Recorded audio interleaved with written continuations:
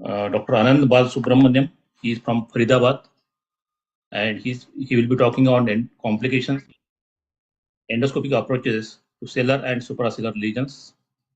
It will be followed by a discussion. And for this session, we have panelists Dr. Chandrasekhar Pujari and Dr. Chandrasekhar Pakmodi from Nagpur. And the next talk will be Dr. Srinivas Ravidas from Kolhapur. He will be talking on complications in endoscopic approaches to spine. And the panelist will be Dr. Sukumar Sura. He will have some comments on complications in spine. Today's session will be moderated by Dr. Suresh Sankla. In between these two cases, we have a short program of announcement of the second MCNS newsletter by Dr. Sudhir Ambekar. And with this short introduction, I hand over to Dr. Suresh Sankla to please continue. Dr. Sankla, sir. Thank you, Dr. Dunake, for organizing such a beautiful scientific session this evening. And without wasting time, let me invite Dr. Anand Balasubramaniam. Dr. Anand, as Dr. Dunake said, is one of our senior neurosurgeons trained from NIMANS. He worked there for some time, and then he was with us in Mumbai at Kokilaben Dhirubhai Ambani Hospital as a chief neurosurgeon. And then he left us after setting up the neurosurgery department in that hospital. Now he is chief neurosurgeon and head of department at the Amrita Institute of Faridabad. He has been associated with neuro-oncology and pediatric neurosurgery and skull-based neurosurgery, and that is how we know him for last 2-3 decades. He is making his impact on this, and then he took over neuro endoscopy also, and then he had a large contribution in the skull-based approaches, and so we thought is the best person to talk about the complications of neuroendoscopy in the skull-based neuroendoscopy. So Anand, why don't you share your presentation and let us start your lecture. Thank you very much, the moderators, the chairpersons, and the MCNS for this wonderful opportunity. I think I'm privileged to be part of MCNS, but I have unfortunately not attended any of the meetings. I had become a member, and let me just get my screen up. Just a second.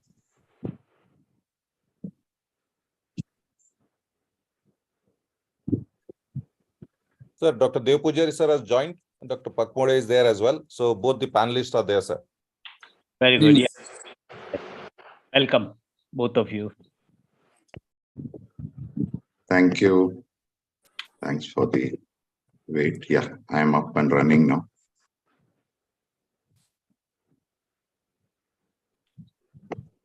How much time will you take, Anand? 20 minutes. I have programmed the talk. Fair enough.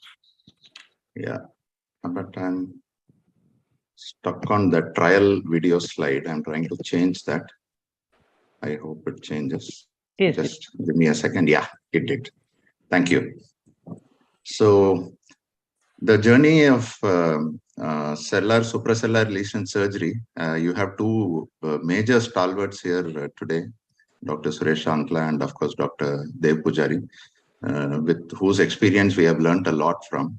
And we are part of the group which started with micro neurosurgery for pituitary adenomas and then moved on to endoscopy. And there have been a lot of improvements because of the same. And then, of course, there are complications that come through too. So the only image we had was C-arm, which used to make sure that we are on the sella and we are not going into the anterior cranial fossa or the clivus. And there was no other guidance that we had. And with a microscope, it was quite difficult at times. And then when endoscope came, it was a difficult adaptation to some people who are not used to operating with one hand, because as microneurosurgeons, we need two hands.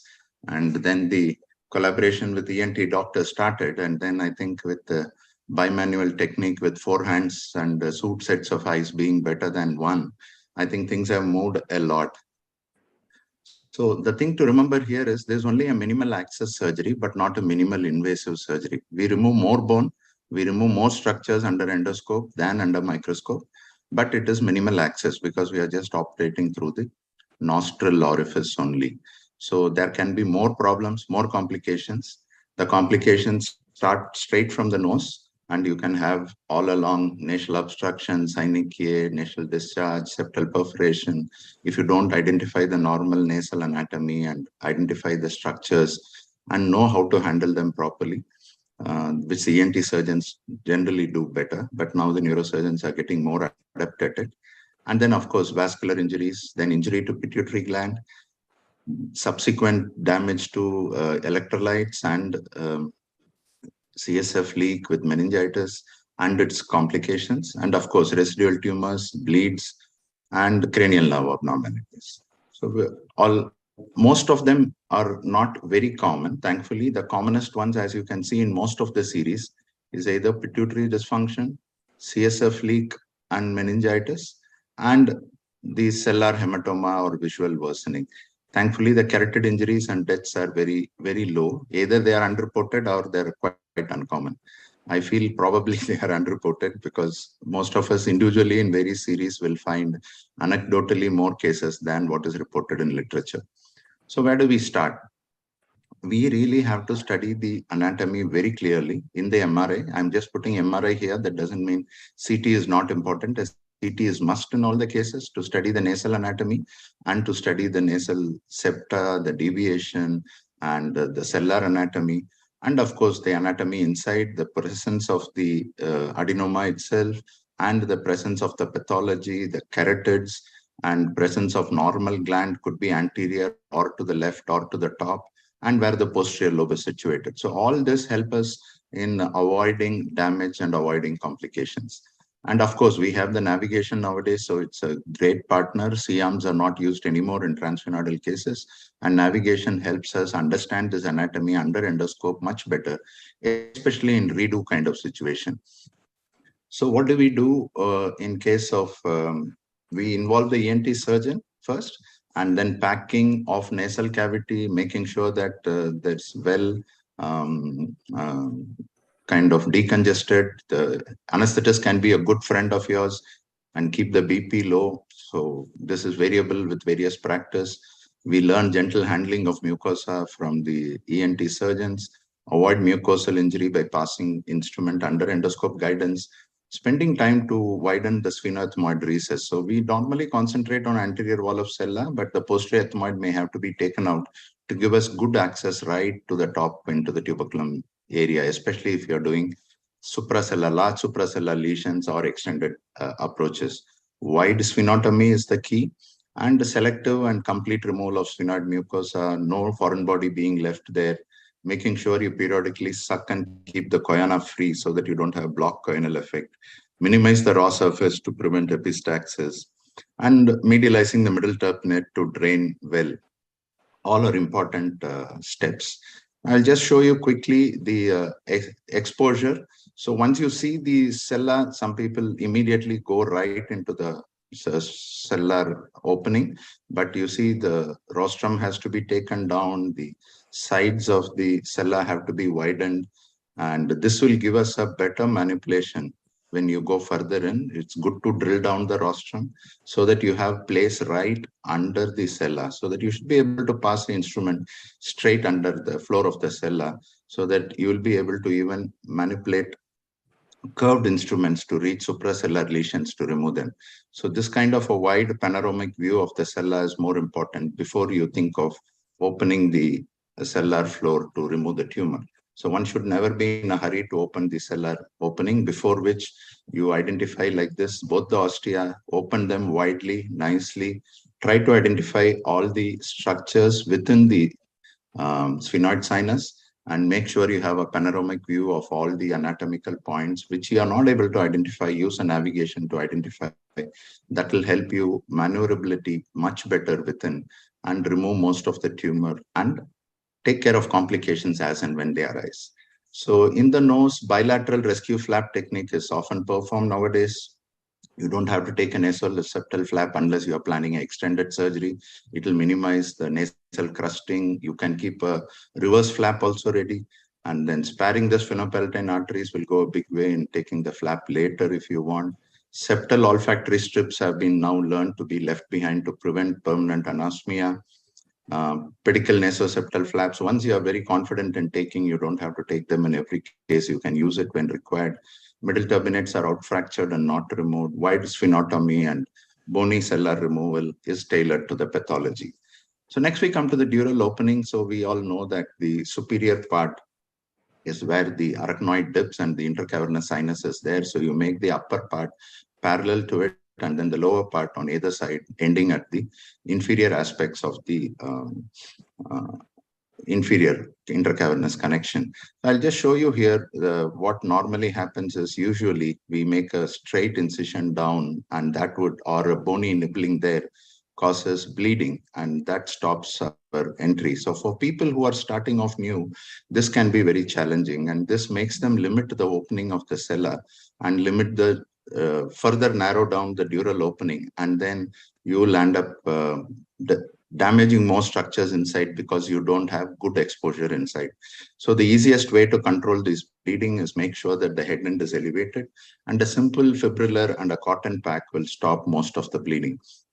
So I'll show you here as you're nibbling here, bipolar is nicely used to coagulate, and then you can see that while the nibbling is being done laterally, at the right top corner, a 1 mm upcut can cause a little more damage into the cavernous sinus drainage, and sudden bleeding can happen there. So if that happens, then no need to panic. All that you need to do is just pack there with a little bit. As you can see here, that bite, last bite being taken there, suddenly gives you blood. And in the beginning, people do get worried about this bleeding, but all you need to do is just put a fibrillar there and cotton and wait for some time. I'll just show you in the next video that waiting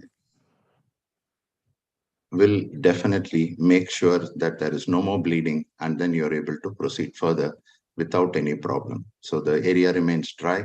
So having a good dry area is most important than operating in a bloody field.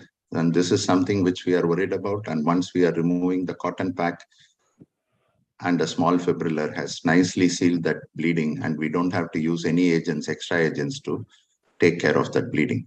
Now, next is opening the dura. I'll show you here one of the mistakes that we could do is, while cutting with the spring knife, it's good to move from center to outward rather than move from outward to inside. So I'll just show you just that bit where the spring knife is being used to enlarge from the central hole created by the monopolar.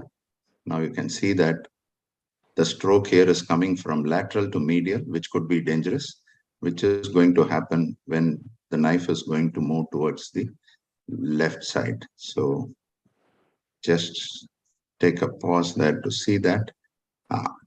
Instead of moving from in out, you can see that it's moving from out in, and there goes the bleeding, which starts again. So this it's easy to control, but then it makes you waste a lot of time trying to control that bleeding and then proceed. So same principle, head and elevation, and a good amount of just fibrillar and some cotton packing will allow you to control that bleeding easily. And then once you remove the cotton, the fibrillar remains there and you can proceed ahead with your surgery. So this is the initial part which most of us have to, beginners have to come over before we go in for further decompression. So inside, we should be aware of where the carotid is. As you can see here, very narrow carotid corridor and the tumor sitting right on top. So how do we avoid getting into the carotid or carotid injury? Is studying the scan very, very minutely, preoperatively, understanding where the tumor is and where the dural opening is being made. Once you know where the carotid is, you will avoid injury to the carotid. You generally damage the carotid when you don't know where it is. So there is no place for overconfidence. And every time you will have to have a good sphenoid opening And if you can use navigation to identify the carotid. Otherwise, a simple handheld Doppler will show you where the carotids are, and that will minimize injury to the carotids. So navigation, use of a Doppler, keep a large bore suction ready, especially if you anticipate carotid injury. Fat and muscle grafts should be kept ready. You can have heparin and interventional radiologist ready at hand, so that when you land up, any of these instruments can open into the carotid, the blade, a cautery, a debrider, a drill, a Kerrison sponge, or a tumor forceps. So once you should be aware that carotids can be damaged, and once you're aware of it, probably you can avoid the damage. And use of navigation and Doppler cannot be overemphasized.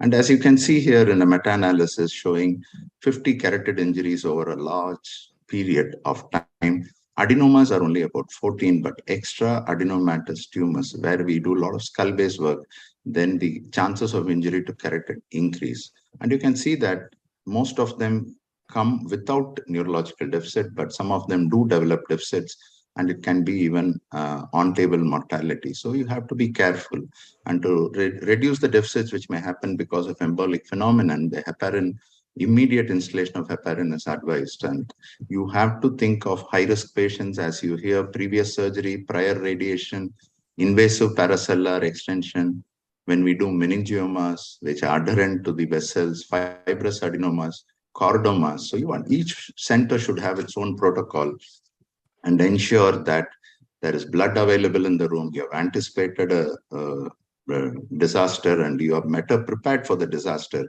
then more likely the disaster may not happen. And even if it happens, because you are prepared, you wouldn't panic.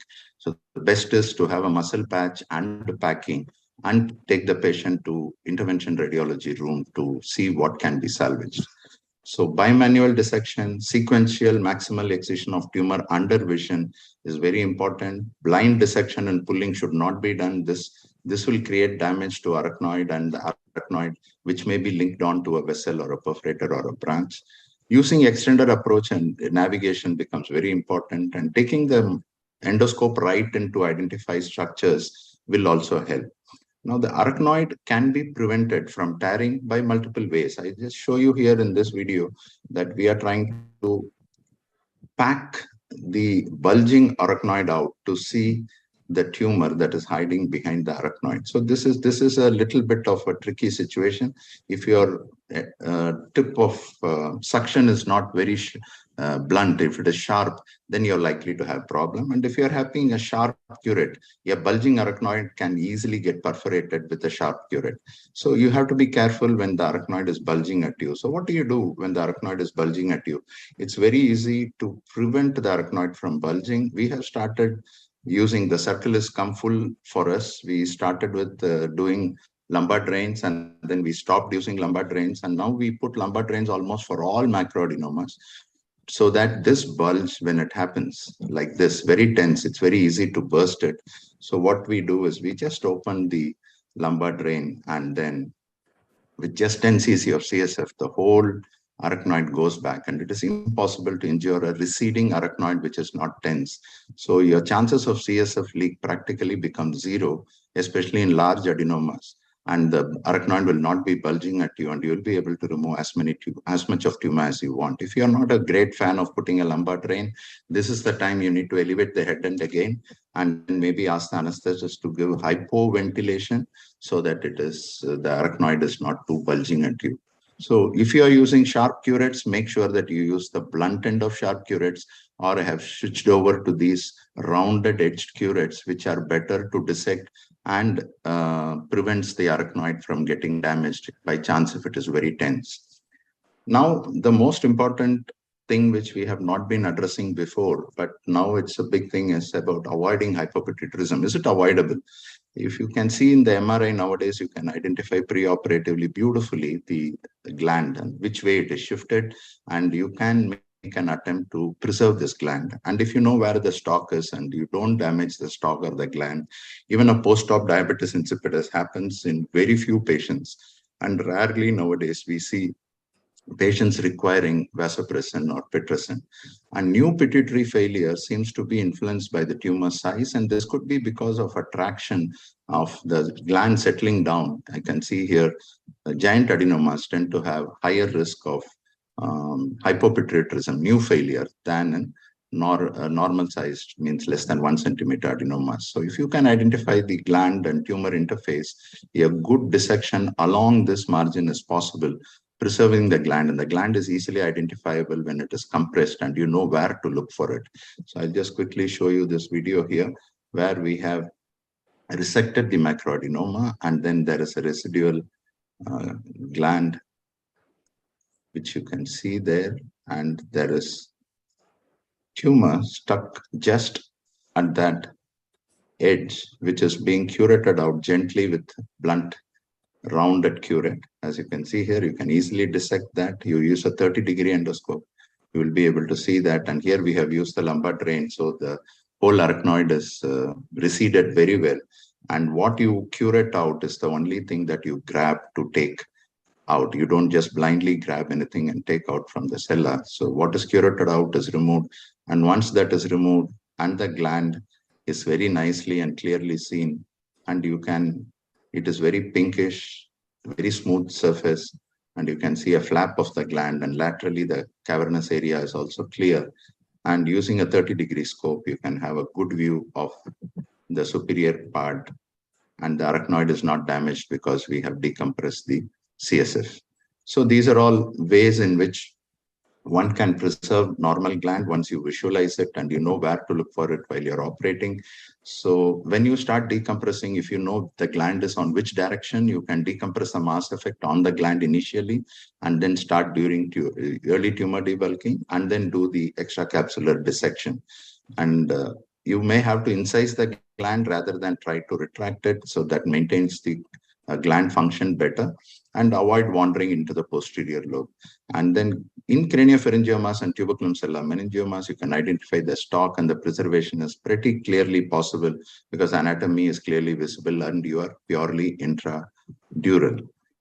Now coming to reconstruction, this we know very well. It has been described as good septomucosal flap, not always required, only in large extended cases or clival defects. You need these septal flaps which are vascularized. Otherwise, a standard triple flap or a double layered flap is more than enough. We use fascia, we use fat, and then you can use the flap, or you can use Duragen to seal. High incidence of morbidities up to 15-25% has now come down below 10% in most of the series. And you can see here, we have started using Duragen to use the first layer and then cover it up with the nasoseptal flap. As you can see, the next layer over that. And this only if there is a CSF leak. If there is no CSF leak, we prefer not to even give the morbidity of fascia lata cut in the thigh. We may take a little bit of fat just to prevent the gland from sinking down, or the optic chiasm from sinking down, and pack with fibrillar or gel foam rather than using even fascia lata. And this nasoseptal flap may not be required. Maybe we can just use Duragen if possible, if the patient can afford, so that there is anatomical cover there. Now, if you actually see the number of cases that we can achieve gross total resection is not always possible. We published this series of 50 cases which we had an experience with our intraop MRI.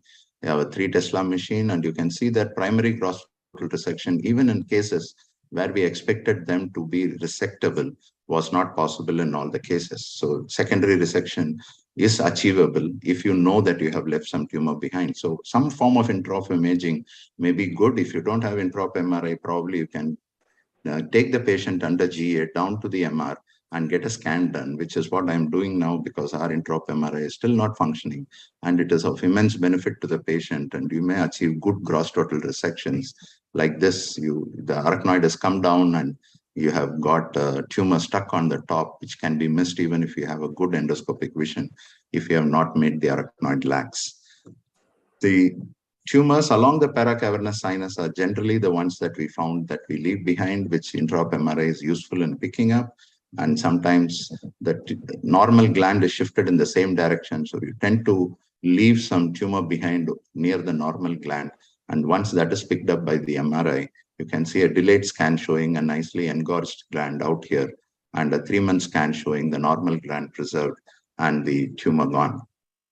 So the deficits do come down. Even patients who have under-secretion profile preoperatively, you see transient deficits post-op are about 14 out of that 50, and only 6 develop permanent deficits. So we are really 90% preservation of normal pituitary function, and which is possible. We thought maybe it's because of intraop MRI. There is some literature to say that the intraop MRI group had less new deficits and have good functional recovery. But I think endoscope is also contributory, and with the good endoscopic vision and with the knowledge of intraop MRI that we have been using before, we are able to identify much better normal gland under endoscopic vision. And it probably, I think the intraop MRI experience cuts down your learning curve shorter and makes it better to visualize these glands as gland and not as residual tumor. It becomes very important in functioning tumors to achieve full resection and still have normal preserved function. The last bit I would say is about the intra-lesional hematoma. So this was one of the cases where we went for intraop scan, and then we found that the tumor is still there, but then we realized it's not tumor. It's all T2 bright, and we did the contrast ISO on T1, and when we did the contrast, we saw active leaking contrast out into the cavity. So we went in again, and we had to remove the hematoma. Thankfully, the pupils had not dilated still. Otherwise, this patient probably, if you had extubated, would have found with dilated fixed pupil in the post-operative period. So the lesson here is not to do intraop MRI for every case. The lesson here is to learn to achieve good hemostasis before you close. So your anesthetist is a good friend. Do your Valsalva, do your BP coming up. If you have raised the head and bring it back flat, make sure there are no intracapsular, intracavitary bleeders before you end the case. So I would say that rescue flap techniques, using navigation Doppler probes to avoid carotid injuries, rescue flap and nasal techniques decrease the nasal morbidity, and good dissection techniques help you preserve the normal gland with imaging, with good endoscopic vision, and a good layered closure of the area with whatever that you have. And its extra extended approaches will require vascularized pedicle flaps, help reduce the complications completely in these cellular supracellular lesions. And knowing the endoscopic anatomy, prior orientation of proper orientation of all the time, recognizing important fixed anatomical landmarks during each stage of surgery, knowledge of the instruments that we use, proper selection of cases, especially in the beginning of the career of endoscopic surgery, good hand-eye coordination to develop the same, to attend live workshops and fellowships. We benefited immensely from the fellowship workshops which Dr. Dev Pujari used to conduct, watching videos and assisting experts, and stepwise progression, knowing the tips and tricks. I think all this go in a big way in increasing our results to a better way for these patients, and doing some form of imaging if possible, especially if you have a doubt. Don't hesitate to go down and do an MRI if you need to. It will just add 1 hour to your procedure, but it will be of immense benefit to the patient. Doesn't matter if you don't have an intraop imaging system. So with this, I'll thank you for your attention, and I am ready to take any questions or discussion. Thank you. Thanks, Anand. A brilliant demonstration of the presentation and the how to, the way how you can avoid complications and how you treat them. I think in pituitary surgery, we have come a long way. And as you mentioned in your presentation that, things have, we have learned, lots of neurosurgeons have learned the things systematically, how to avoid those complications and how to manage those complications. And one thing I would like to ask you is that should we really go, for binostril techniques and flaps and mucosal destruction and bony drill and do all pituitary tumors require that kind of extensive exposure? Definitely not. Yeah, I think that's a good point to say. But I had initially been doing only uninostril approach, but then if you see a deviated septum and if you anticipate problems, or if you're dealing with a large tumor, you want to have more manipulation, then a binostril may be more useful.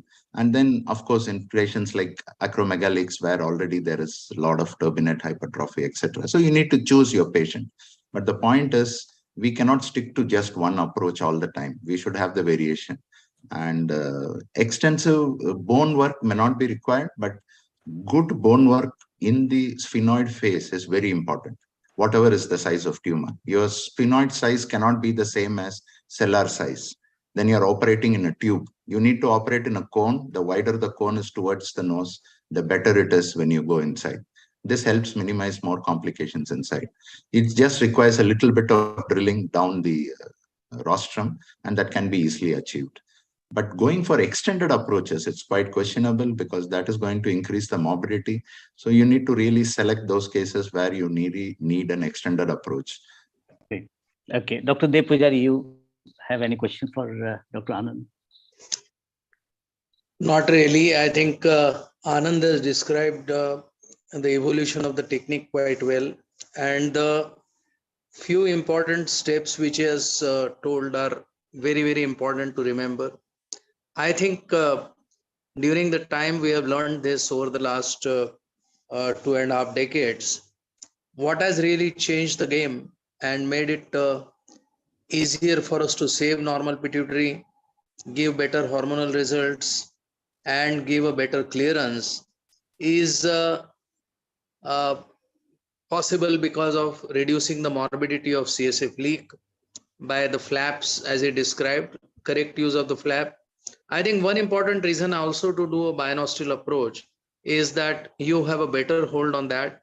Otherwise, I have seen a lot of people just buzzing the, on the surface of the humor, and nobody even knows where the blood supply is coming from for the nasoseptal flap.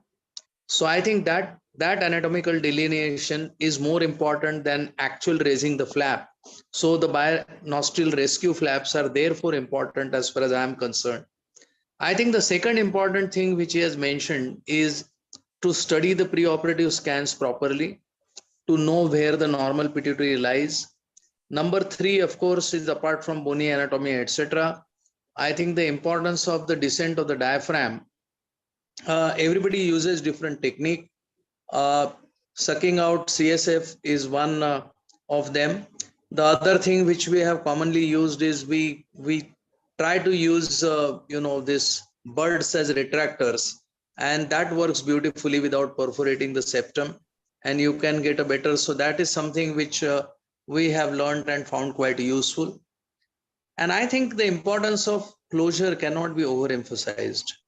Duragen has helped us to, where fascia becomes difficult to obtain, but a 3-layer closure at the minimum, whenever you have a CSF leak, is extremely important. I would just like to say one other thing is that you should be careful about bleeding. Nowadays, I mean, if you go to United States or in Europe, nobody closes without putting what is it called, flow seal. So everybody's taken it for granted that the hemostasis has to be achieved in that manner.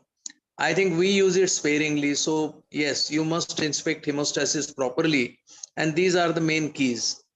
The last point, and again, very important point, is endoscopic anatomy of the carotid artery has to be learned by heart, especially if you want to do anything going into cavernous sinus or trying to do any extended approach. I would restrict my comments to this. Thank you very much, Dr. Pakmode. To add to whatever these. Yes, sir. There are 2 problems which I have faced. One is cystic pituitary tumor, and second, Radke's pouch cyst, and third is dumbbell-shaped tumor. Whenever the dumbbell-shaped tumor in sella is smaller and the suprasellar component is larger, I had difficulties initially to operate upon them. And in 2 Radke's pouch cysts, I had to have a significant CSF leak, out of which one patient definitely had problems. In spite of using Duragen, secondly, I have used a flap, even I have used TCL also. but that CSF leak was not stopping. And secondly, after immediately when I did the scan, there was a significant air suck into the brain, which caused problems to the patient. The patient who had only subtle vision loss became blind, even though there was no hematoma. The air which was there in the suprasellar component was really troubling the patient, and the patient never really improved in the vision. So, in such patients, what exactly should be done, especially in dumbbell-shaped tumors, because we get a large amount of dumbbell-shaped tumor which have a smaller cellular component than larger suprasellar component, where carotids can come in between. The lateral approach can be difficult. In such cases, what exactly should be the plan? All right. I think that's a great discussion. Anand, just the last question. Yeah. What do you do with the firm pituitary adenomas? Or secondly, in general, normal pituitary adenomas, do you really attempt extracapsular resection? When?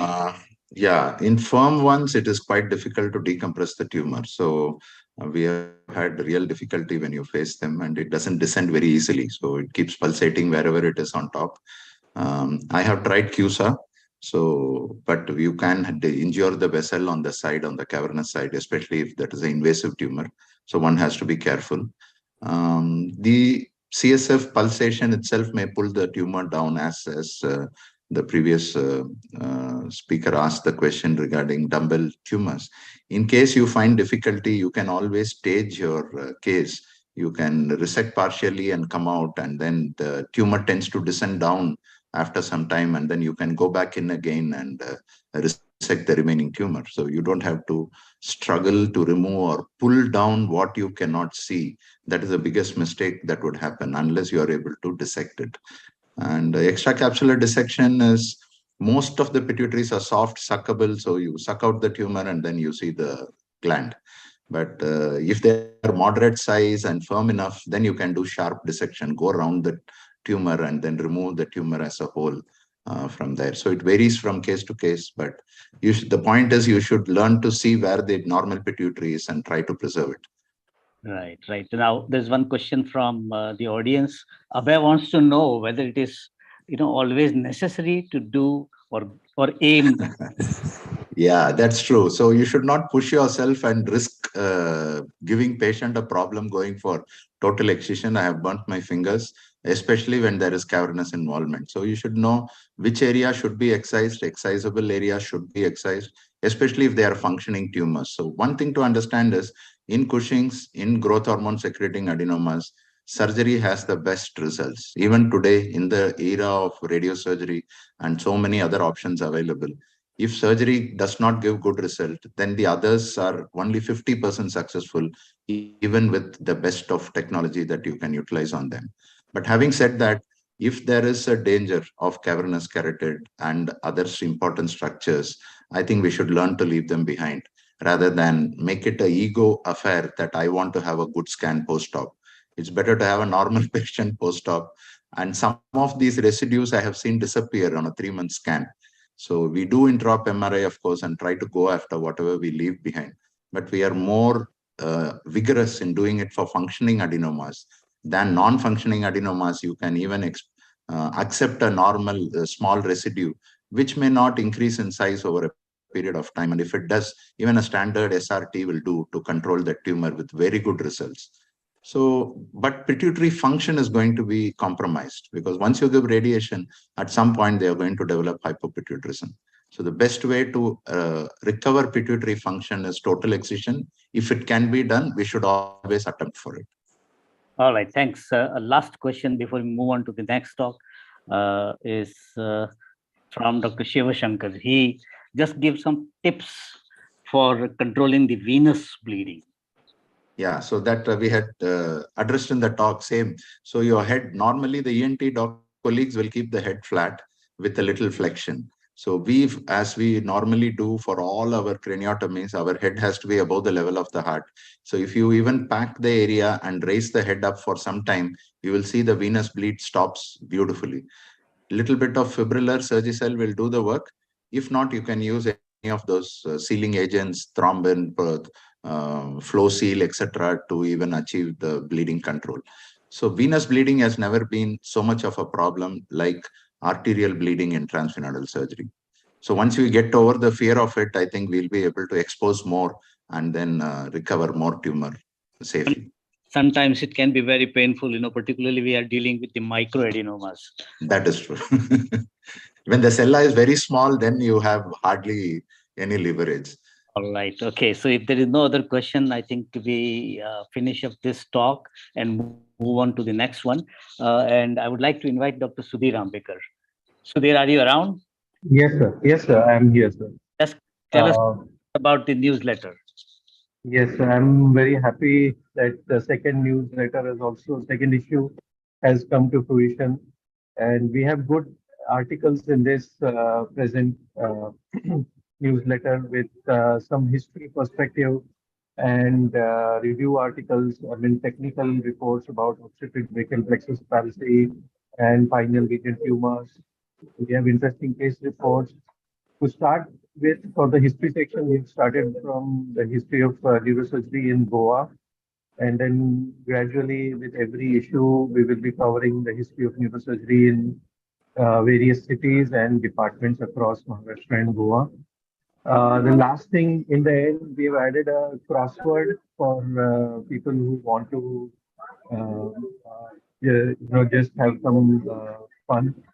It's a we I mean every issue I plan to have one crossword or a small trivia questionnaire which people can enjoy. So thank you very much, and I really thank Dr. Patikar and Dr. Dunake and everybody else, all the contributors. I sincerely request all the members, everyone to submit articles for the next issue that is 3 months down the line. And I hope that we continue this trend. Thank you. Thank you, Sudhir. Thank you very much for you're doing a very good job. Thanks a lot. Our next speaker is Dr. Rohidas. Let me invite Dr. Rohidas. I think everybody knows Dr. Rohidas, so we won't waste time on introducing him. Rohidas, are you ready to set up your presentation? Yeah. And please share your presentation. While he's sharing the presentation, let me announce that if you have any question or comment for Dr. Anand, please put it on the chat box and he will answer immediately. Yes, Dr. Rohidas. Yeah. So the second topic is complication avoidance and management of these complications in endoscopic spine surgery. So we have to understand that minimally invasive seems to be a phrase that surgeons hear a lot nowadays. Patients want less painful surgery, and nearly all surgeons definitely want to have to claim that it is a less painful surgery.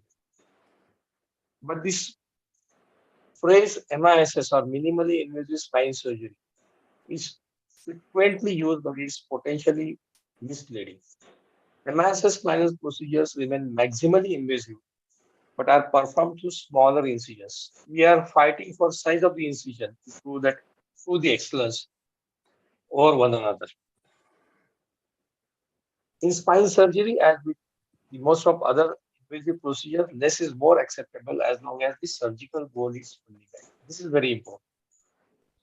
Now, one thing the surgeon has to understand, the moment surgeon limits the surgical incision, the more imperative it becomes for the surgeon to exactly know where to position the incision and to know what he is going to found when the surgical field is exposed with the endoscope.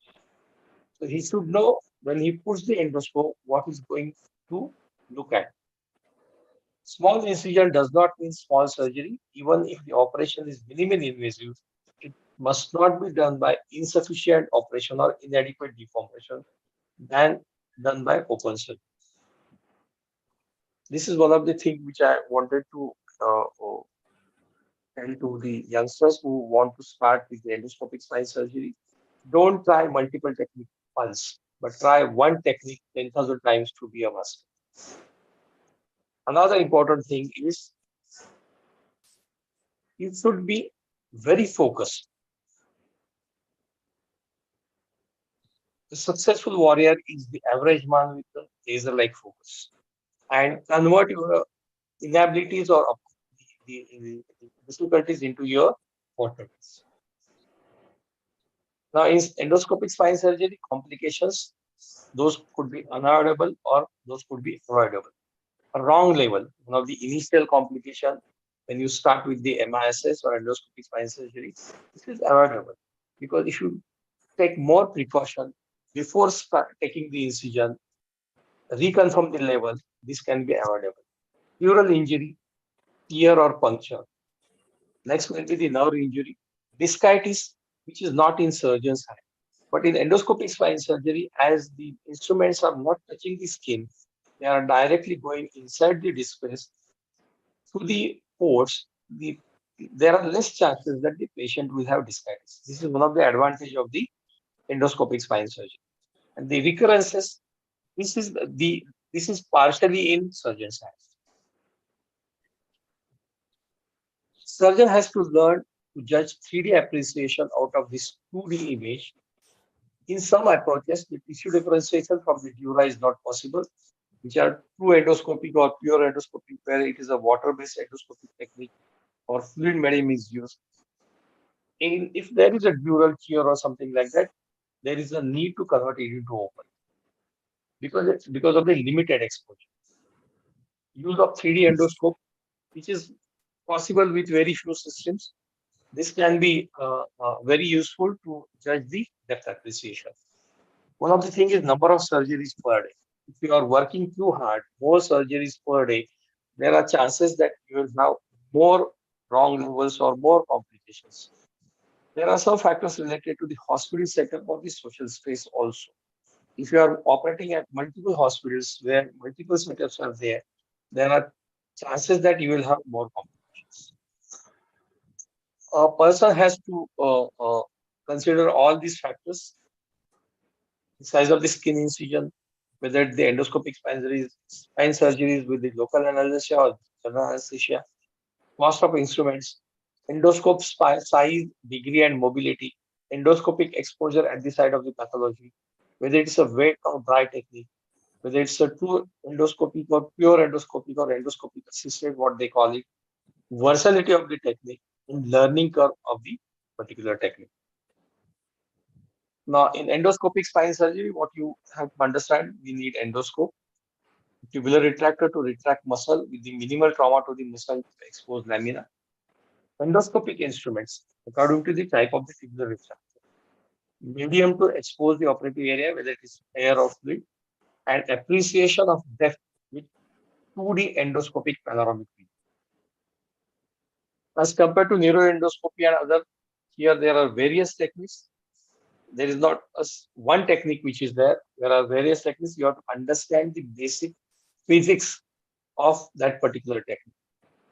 So the endoscope, we have to understand the size of the endoscope and the angle of the tip of the endoscope.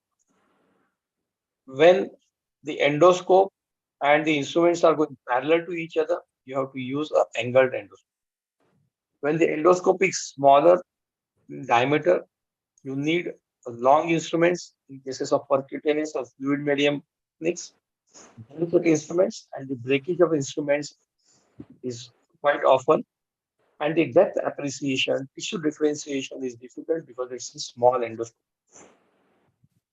Fluid medium, when you are using a fluid medium, it gives very good clear picture, but you have to use RF or laser for hemostasis. First is the localizing. In our technique in Distandu, we use a non-invasive way of localizing. There are other various techniques where they use an invasive way also, like a spinal leader or a Spielman pin. In our technique, there are less chances of wrong level because it works in all three planes. Typical evaluation of pre-op X-rays, especially the AP X-ray and intraoperative imaging is the key.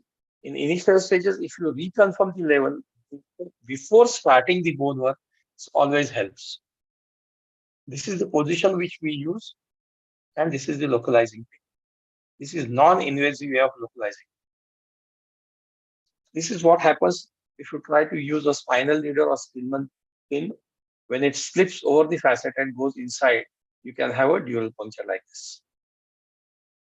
This is one of the reasons of wrong level because of the caudal angulation of alpha S1 disc space. If you go straight down like this, it is the L45. If you angulate, go the alpha S1 like this. Straight down, it is L45, it is alpha S1. This helps you in minimizing the skin incision. Through the same incision, you will be able to tackle both the levels, but you have to understand the direction, which direction you have to follow, and reconfirm the level with the outer tube so that you don't have a wrong level. One of the important complications is the dural tear or puncture. You can have a dural puncture, you can have a dural tear, laceration, or nerve root herniating through the laceration. You can have a controlled dural incision for endoscopic esophageal excision. This is my experience. Number cases 2,200 since September 2002. Dural tears 44. This is in every 500 in 2000. Even after using a 3D endoscope, I have dural tears and punctures. The recurrences 105 and post endoscopic recurrences are around 53 into 2,200. So precautions to prevent dural puncture or tear. You should have adequate decompression of the root and then retract the root. Flavum removal after the adequate detachment of the flavum. Before detachment of the flavum, you don't go inside the flavum and try to remove it. Keep the flavum intact to protect the nerve and dura. For the opposite side, use cottonoid under the flavum. So you have two protections, the cottonoid and the flavum over the dura. Use endoscopic drill carefully with a protection sheath. If possible, you can use ultrasonic bone detectors to remove bone, which removes the bone and protects the soft tissue. Axillary discs are more problematous. While using a disc forceps in axilla, it is quite dangerous. So after removal of the axillary disc, retract the root medially and then remove the disc lateral to the shoulder. So always try to shift the root medially and try to enter the disc space over the shoulder. You should be careful during the decompression of the nerve root in the canal stenosis. Always keep ready tissue dura patch or fibrin glue in the OT. This is the drill with the protection sheath. It protects the dura, the nerve root when you are undercutting the bone on the opposite side. This is the drill with the protection sheath.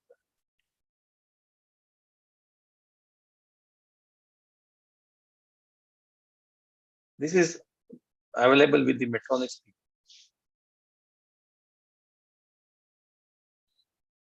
This is in the cervical column. I am undercutting the lamina on the opposite side at around C3-4 level.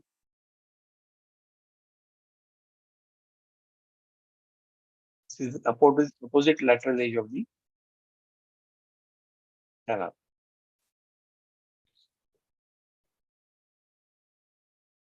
You can use ultrasonic grasp.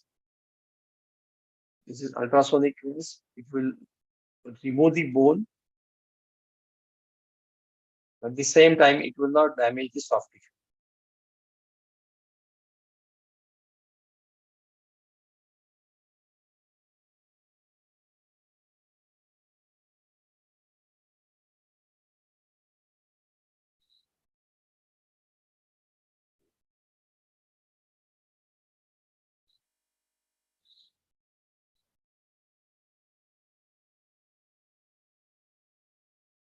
So if it is a simple puncture, use gel foam and tight closure is sufficient.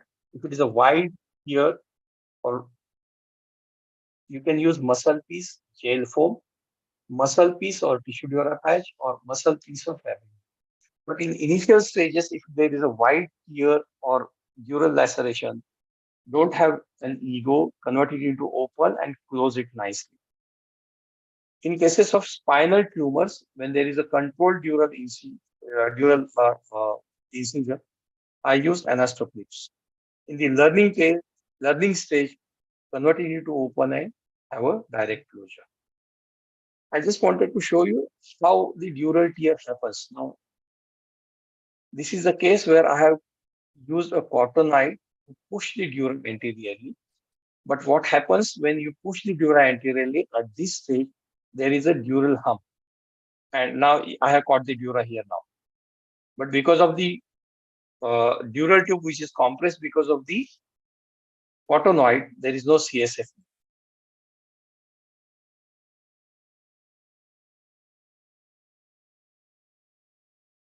The dural tear is somewhere here. The cottonoid is here. This is the cottonoid here. Okay, it is pushing the dura anterior. This is the cottonoid here.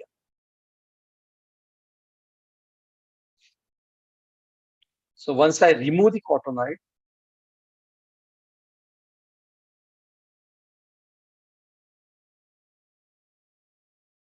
now you will see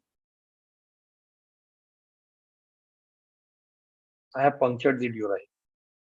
This is the dural tear here.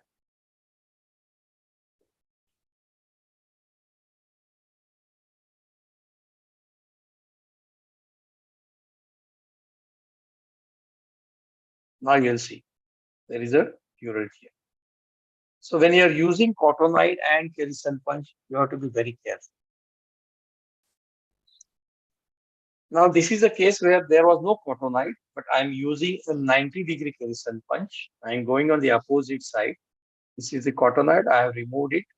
Now this is the flavum I want to remove with the 90-degree Kerrison punch.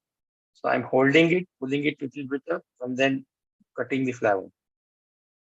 In this case also, there can be a chance that you will catch the glue.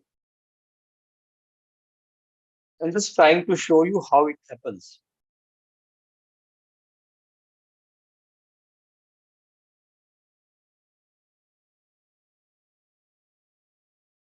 Now you see, I'm going from cranial to caudal on the opposite side and in midline. Here, now there was a dural puncture.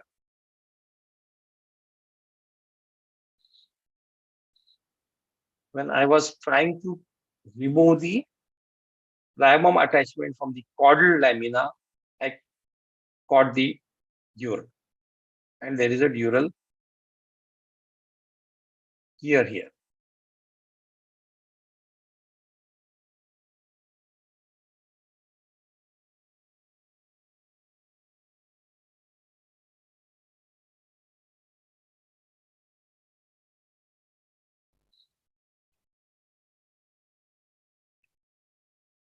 I removed the flavum, and under the cottonoid, you will be able to see the dural puncture or dural tear.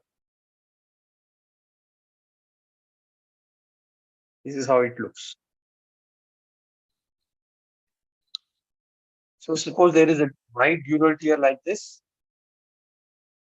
I usually put a muscle piece here.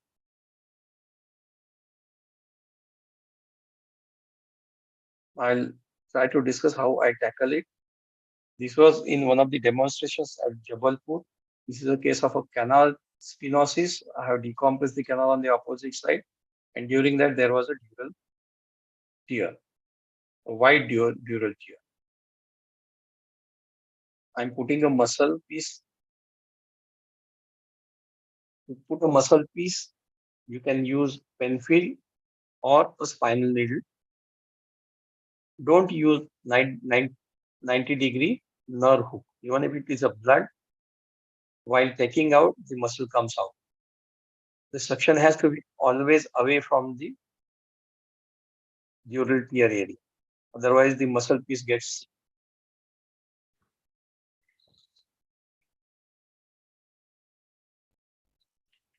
So once the muscle piece is put, then I put a Duragen there, dural substitute, like this, from one lateral edge of the cord to the other lateral edge. So it covers the whole dural tube. The muscle piece is there in the dural tear area, which is pushing the nerve roots into the dural sac. This is the dura tear. And then over this, I'll put fibrin glue.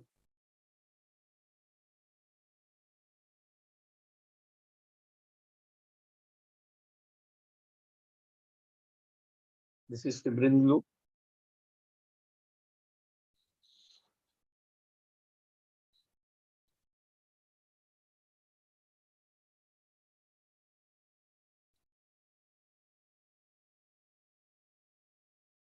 Once you are sure on table that there is no leak, patient can be mobilized up to 2 hours.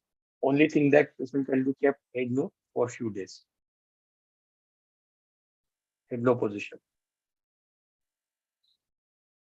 Now this is what I used to do. I used to put a cottonide to push the dura anteriorly, and then I used to take 90-degree Kerrison punch to remove the flavum.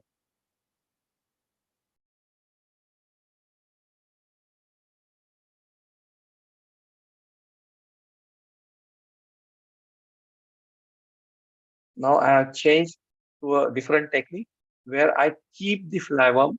Now this is the case of a canal stenosis. I keep the flavum intact, detach the flavum from all the sides, cranial, caudal, cranial on the opposite side, caudal on the opposite side. Undercutting the medial facet. This is the ipsilateral medial facet. I'm undercutting and detaching the flavum. So this is cranial, caudal, medial, and lateral.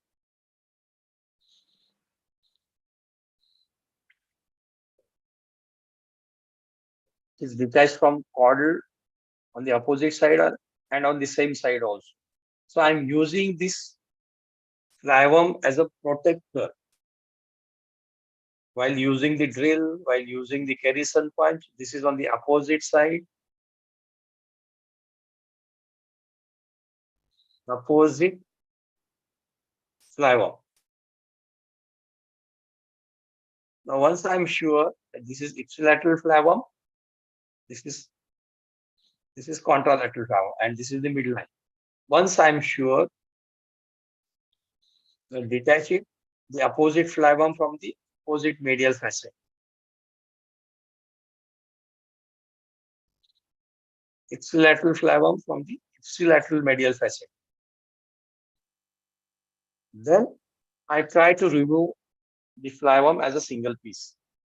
So I am using the flavum as a protector for the nerve root and the dural sac.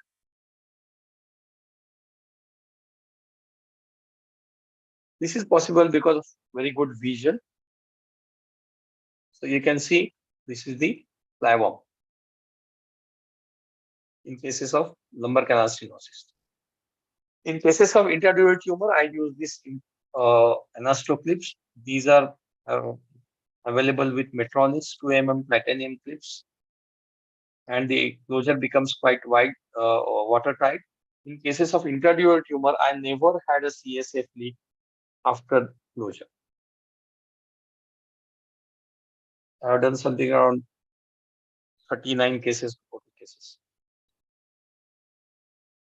This is tight closure. So in cases of recurrent disc herniation, recurrence is a complication technique or related to natural degenerative process. We have to understand that. In about 1,952 cases, I have 56 recurrences, mostly on the same side. Adequate discectomy, aggressive discectomy, you have to choose in between that. Adequate nerve root decompression, you have to achieve. Endoscopic inspection of the disc space and irrigation to remove the loose pieces is very important. These are the recurrences. 7 within 6 months, 13 8 to 10 years. Recurrences on the same side are 52. Recurrences on the opposite side are 4. That means the recurrences are on the same side where the annular tear or annular weakening was there. This is recurrent disc surgeries in 105 cases. For open laminectomy, 42.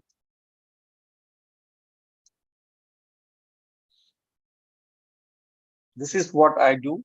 After doing discectomy, I put the endoscope inside the disc space so that I can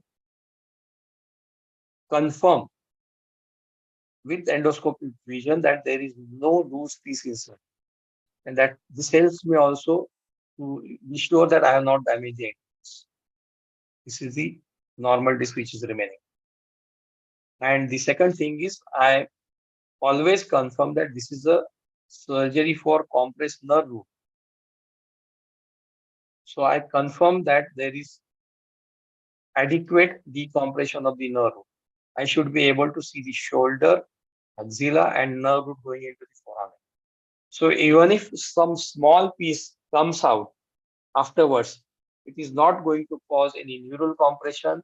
And if it is not attached to the nucleus pulposus inside, it will get phagocytized. So I try to see, and I try to see that the nerve root decompression is adequate. Now, this is endoscopic spine surgery in India.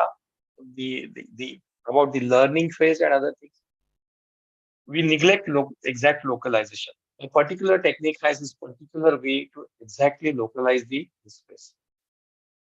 There is always an ego of surgeon to discuss initial very simple difficulties like the muscle coming into the tube.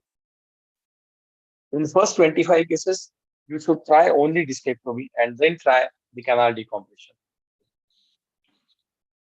You should attend the workshops and study hand-eye movements, hand-eye coordination, and how to judge the depth appreciation with the 2D image.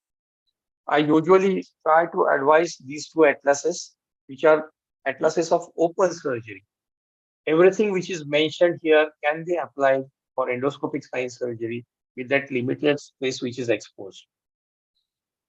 Step-by-step learning. In first 5 cases, you can just expose the bony landmarks, see what with the endoscope what you have done, convert it into open and impair.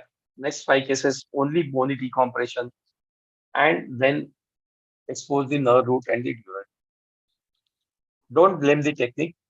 Surgeons should master the technique before using it as a treatment method so as to minimize the technique-related complications. Thank you. Thank you, Rohidas, for this wonderful description of spinal complication, how to avoid and how to manage. I think you have given us very nice tips and small bits to really have a successful spine surgery. I think the key to the successful spinal surgery is go step by step and use the right instrument at the right time for the right purpose. That is what we can conclude from your talk. Thank you very much. Before we go to audience, I would like to know from you, if you can give us some tips about the epidural venous bleeding, how to avoid that and how to manage.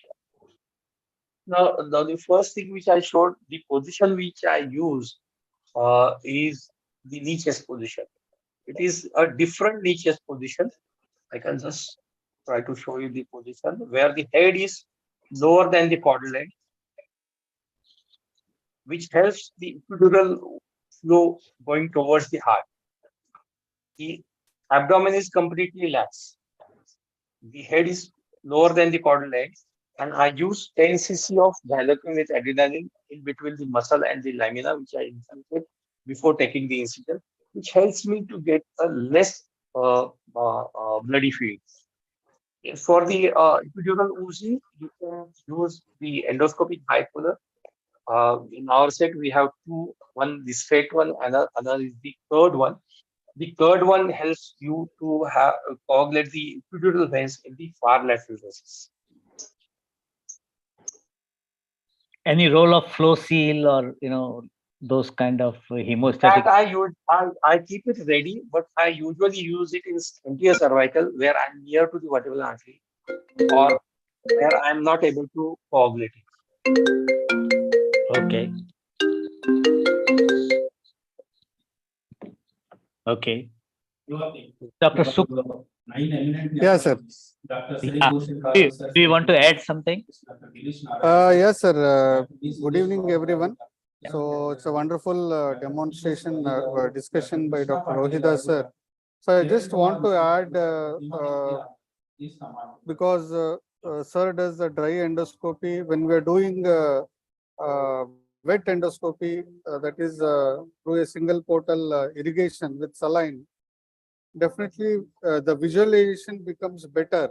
But because you are using a single port, you might have a problem because the space is small, space is narrow, and if you don't expose the neural elements properly, especially when you are doing interlaminar approach, you might injure the dura more often than transforaminal. So, and the problem is when you're using a distendu or a tube technique, repair is easy. But when you're doing a smaller tube like 8 millimeter sheath with a 7 millimeter endoscope, the repair is not possible because of the saline irrigation.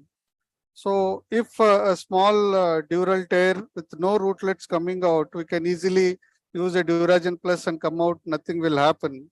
If a dural tear is bigger, then definitely we should always respect the neural elements. No hesitation, open it and repair the dura properly. The second thing, the infection, what I have seen is the infection rate is little bit on the higher side than with the dry endoscope, because the use of saline irrigation sometimes is hazardous because the technician using it, he might not connect properly. And the second is the sterilization of the instruments. I've seen so many surgeons doing the wiping with the sterilium and using the probes and the other instruments, which is not correct. So the discitis rate, especially the transforaminal technique, I've seen people doing all sorts of mischief things. So the strict protocol is not followed, you will have a dreaded complication as discitis. And third thing is the instrument breakage, because the instruments are very flimsy when compared to other techniques. As a beginner, you might tend to break the instruments, you might break a sheath, you might break a dilator inside the disc space. Then once it is broken, it is very difficult to retrieve it back because there are no instruments to retrieve it back. So these are the few new things when we see compared to open surgery or MIS surgery, because you are having only one hand to work on. So the things becomes a little bit difficult. So as a person who is learning, initial learning curve, the protocol should be very strict. The indication should be very strict. Once he is a master, then he can do advanced things like stenosis and fusion. But to start with, I think they should take a simple case so that to avoid complications like dural injury, and following strict protocols of sterility will cause less infections. I think that adds up to whatever Dr. Rohida sir has told. Yeah, Dr. Rohidas has also showed us the good technique, the proper technique of using the drill when he is using the destendu.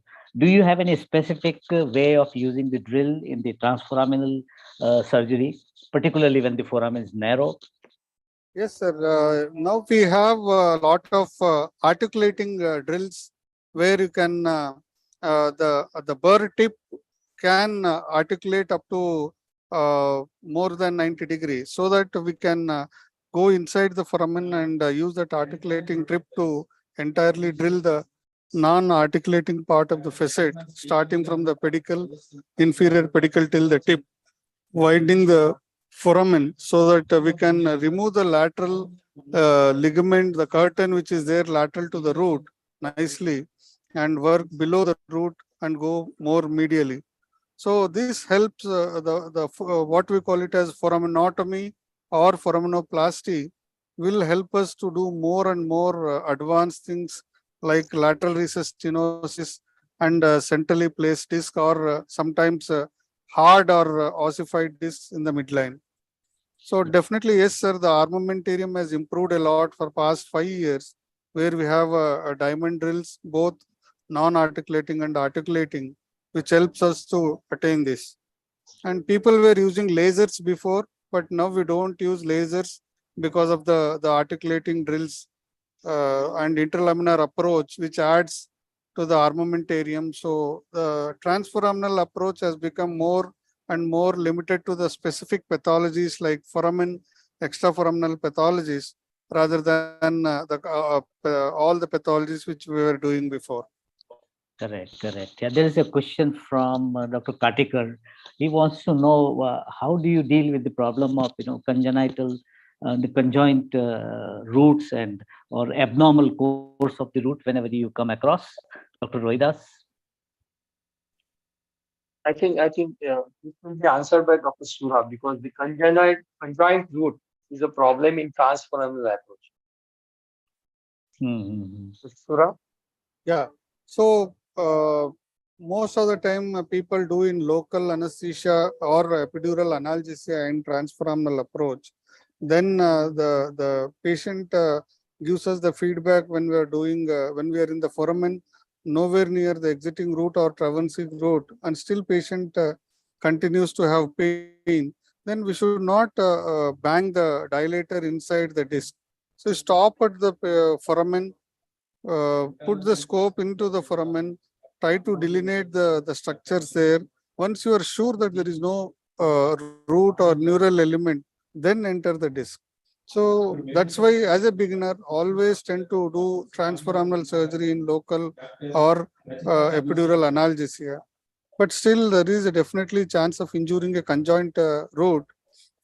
So many times we have done an interlaminar approach, and suddenly we see abnormality and think, what if I had gone transforaminal, I would have definitely injured the root. Yes, there is a chance of injuring the conjoint root in transforaminal approach. Should be very, very careful while doing a transforaminal approach. All right.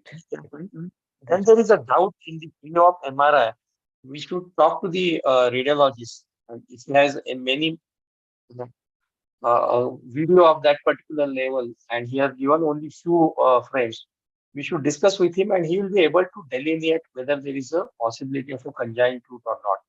Because clinically it is not possible to judge that. And that helps you when you have a doubt, you will be able to, you will be more careful. Try to delineate the structures and then try to retract the nerve. That's right. I think pre-operative imaging should be, studied very, very carefully and analyzed in view of your surgical intervention. So I think it's becoming a problem with various MRIs at various local places. So what I do, if I have any doubt, I repeat the MRI. I tell my radiologist to do it in a concessional way, but I get a magnified image, and that is good for me before starting the surgery. Less stressful for me before starting the surgery.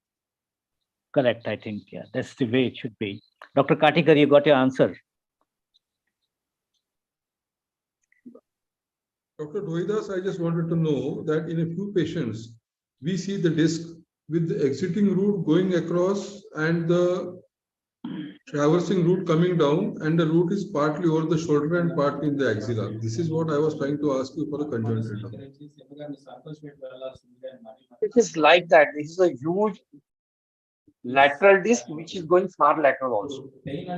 So if the patient has symptoms of compression of the exiting root, you should go laterally to the far lateral approach through the isthmus and you will be able to tackle it. Very few cases you will have to tackle through the foraminal and the interlaminar. Once in a while I have done. Maybe in 2002 cases, I have done it twice. But in that case, you have to preserve the facet joint also. If it is more lateral, paracentral, then go interlaminar, try to curve your disc forceps laterally so that you will be able to remove that far lateral part with the Harrison punch, with the disc forceps, angulating it laterally. Yes, thank you. Thank you. So, is there any other question or comments from the audience? Sir, Dr. Abhay Kumar has asked one question. Dr. Abhay Kumar has asked one question. Yeah, Abhay. So in canal stenosis with small diffuse disc prolapse, do you always do discectomy with bilateral nerve decompression? This depends upon the clinical presentation. If the patient has unilateral symptoms, always better to decompress that root, remove the disc, and if the canal is quite adequate, I will not decompress the opposite side. If the symptoms are bilateral, signifying that it is a canal stenosis, it is a bony stenosis, then I'll decompress the canal first, and then I'll go for the disc. But if it is a discogenic stenosis, not bony stenosis, I will tackle the side which is more symptomatic, remove the disc, decompress the disc, and if after that I found that the canal is quite adequate, I will not go on the up. Thank you, sir. Thank you. Dr. Sukumar, Dr. Rohidas mentioned the technique and the extent of ligamentum flavum removal. How do you deal with the ligamentum flavum? Is it necessary to remove everything that you see there, or be more conservative as far as the ligamentum flavum is concerned? Again, sir, it is all depends upon the MRI. If we are dealing with lateral canal stenosis with a part of disc and a part of ligamental hypertrophy, then I tend to do the same way as Dr. Rohidas sir does, where I tend to decompress from the shoulder to the root where it exits out. So, and remove the disc. If I'm dealing only with the disc prolapse and ligamentum flavum is intact, then I just do a flavotomy and remove the disc and come out. Don't do a entire flavectomy in the lateral recess. So it depends upon the pathology. But if most of our Indian patients are having some kind of stenosis element, they don't come acutely. So definitely most of the time we tend to remove the ligament and do the disc work. Yeah, but a younger individual with Definitely no, I preserve the ligament as much as possible. You do. Yes, that's correct. Yeah.